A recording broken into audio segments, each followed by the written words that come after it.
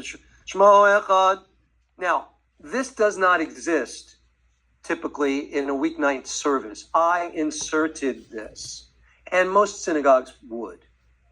Because you have people together, conservative or reform, a Shiva Minyan, or the two times you'll be doing this service is for a Shiva Minyan, or in front of a board of directors meeting, or in front of a community gathering.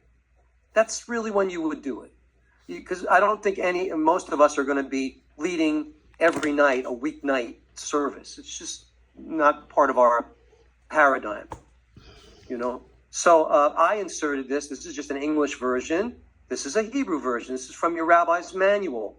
You can find a Sheberach for those who are ill. Or your Siddur. You can find a Sheberach for those who are ill. You can find Sheberach for men that are ill, for women that are ill, for the community that are ill. That's what I did. I think this is probably from the Siddur. But you want to insert a prayer because everybody has somebody who's sick.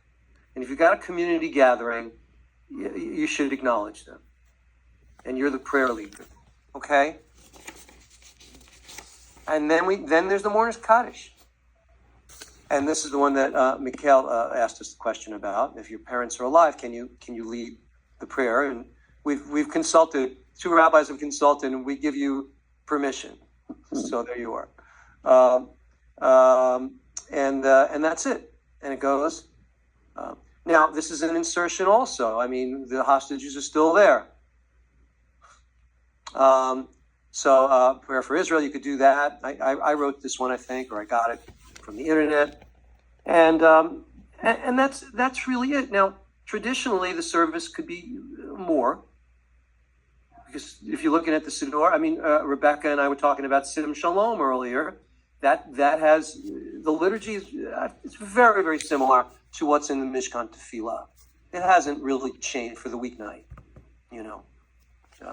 Yes, Mikhail, and then Jen.